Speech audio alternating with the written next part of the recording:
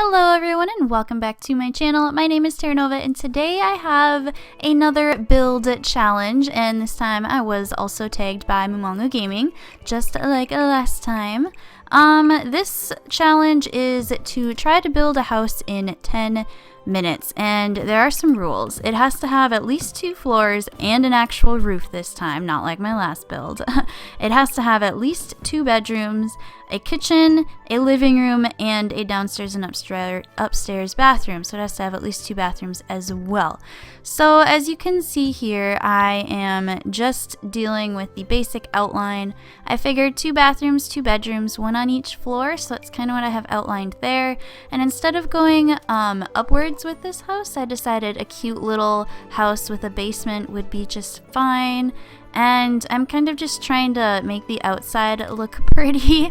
I really wanted to have this house look complete, and I didn't want to just kind of have like a bare bones on the outside and just the basic necessities on the inside. So that's what I'm doing now, is just adding some windows, and I really like my things to be symmetrical, so I was kind of struggling with that and finding the right windows that I wanted, but I'm pretty proud of how this house turned out, if I'm not lying. But I hope you enjoy this video. It is normal speed.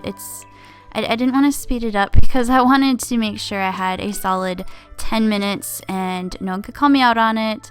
So that's all the time I spent on this house, and actually, if you stick around long enough to the end, I actually finished it early. So yeah, that's kind of where I'm at right now. I did put a real roof on this time, and that's, if you have seen my big house on a budget build challenge, then I really didn't want to deal with the weird shape of that house, and I didn't put a roof on, but this time I did. I made sure to do that right away before I even got into the inside of the house. And I even remembered a mailbox, because I also forgot that in my big house on a budget build challenge. So we're making progress. But anyways, like I said before, I really wanted the basement, and I figured using the same floor plan for the upstairs and the basement was going to be the easiest and would save the most time trying to think about. So that's kind of what I'm doing there. I'm just outlining the bathroom and bedrooms, and then it's also an easy way to line up the stairs. But I also got to use half walls, which I don't really get to use a lot in the houses that I build, so that's pretty cool. And yeah, I don't know, this house, basically it had to be at least 2 bedrooms per the rules, so I went ahead and made it basically for like a set of parents and 1 child. But I feel like this would be a really good starter house. I regret not figuring out how much it cost, but I don't think it would be that much. I think it's pretty easy to be able to afford this house right away. I just gave myself a ton of money to do it. But yeah, and I remembered to put the lights in.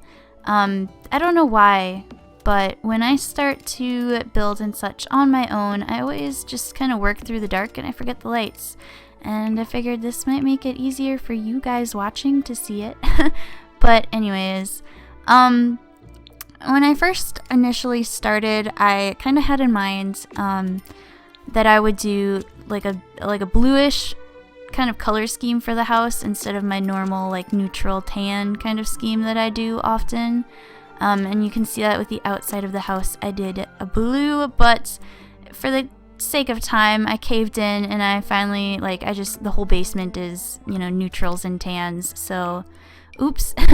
But I thought I'd put a little bit of carpets in for the bedrooms, and I believe I do that in the main room, in the main living room downstairs as well. And then to kind of contrast that, I did the hardwood floor in the kitchen, which I just think that wood floor looks great with some light blues anyways, so that worked out in my favor. And unfortunately I made this bedroom a little small, so all I could fit was the bed and a couple of end tables. But in the downstairs basement bedroom, I do end up fitting a nice little dresser and a little bed for a child or teenager on their own.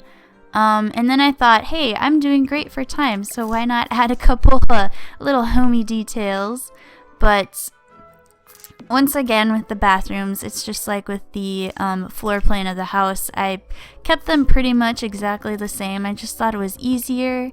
And if I'm being honest, like the house that I lived in with my parents had an upstairs and a downstairs bathroom that were basically right on top of each other. And the floor plan for those bathrooms was exactly the same. So I don't feel bad doing that in this house. I think that's very practical anyways from a building standpoint. But moving on to the kitchen, since the rest of the house I was using like beds and end tables that were fairly cheap, I thought, hey, let's go all out for the kitchen appliances. And I got some expensive ones, and I did not forget the smoke detector. It's a horrible day if you forget the smoke detector and a fire starts. And then I had trouble lining up the countertops, but I don't know. I wasn't really planning for like a huge kitchen area, and I kind of made that room a little bigger than I initially intended. But once again, I'm just slapping down a couple of decor items so it looks a little less bare. I really find that the clutter items are a lot easier to place on a time constraint than the wall art for some reason, and that's something that you'll notice throughout the build. It's my wall art is a little lacking. But I did get the kitchen necessities, and then I'm just adding a nice big table, so I have that covered. And I really did stick with the blue theme in this room. I feel like I did pretty well with that. But anyways, that is the upstairs. It is complete, and now I just have the downstairs living room area, and pretty sure I'm doing very good with time right now. I should be just under 7 minutes into this challenge, and I have a total of 10, so pretty proud of how quickly I got this done. I didn't really have a preference for couches. I just saw that there were 2 different sizes and that they matched, so that's kind of where I went for that. And then I grabbed like the first neutral color I could find, and then I figured, what better way to kind of spruce up this space? If I can't find art fast enough, I might as well just put a huge area rug, which I kind of like how that turned out. If I went back, I would do the color scheme a little differently, but I do think that the neutrals are easiest to kind of paste together all at once. And I do regret how bland the children's room ended up looking, but I don't know. I'll have to go back to that and add like a rug as I do later on in the video. But now I'm just adding a couple more different clutter items, and here I am now, as I was saying, going back and adding some more colorful things to the child's bedroom. And you know, whatever else I can think of to make the house look a little more complete, as I'm pretty much done with the challenge at this point. And it's only about 8 minutes into it, so I'm really trying to just go through and make this house look finished in all of the rooms. And I do end up going and finding one piece of wall art, but as I was scrolling through it, it just kind of all blurred together, and I couldn't really distinguish one thing that I wanted over the other. So I gave up on the wall art, and I just went to go find some plants, and I thought that was easier. And then I realized I had this whole table in the basement with nothing on it. So I just found a couple more neutral colored things. Thankfully for that clutter, the clutter section, it makes things so much easier. I wish so badly that they had that in The Sims 3. It would have made decorating so much easier, just completely easier. And now I finally do add that rug, and I added the neutral colored rug when I should have added a blue one, but oh well, I tried. But anyways, I hope you all enjoyed this build video.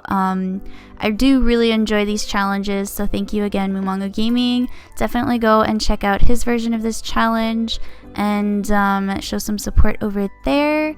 And let me know what you think of this build. I am pretty much done, and it's 9.5 minutes in, so just playing with the roof for a little bit more of a, I don't know. I gave up. I ran out of stuff to do. But anyways, I really hope you enjoyed this video. If you did, please give it a thumbs up and subscribe to my channel if you haven't already, and leave a comment and let me know what you think of this house. It can be found on the gallery under Terra Nova Plays, or if you look under the hashtag 10-minute build challenge, or it's also titled 10-minute build tag. But anyways, yeah, thank you all so much for watching, and my name is Terra Nova, and I hope you all have an absolutely fantastic day. Bye, guys.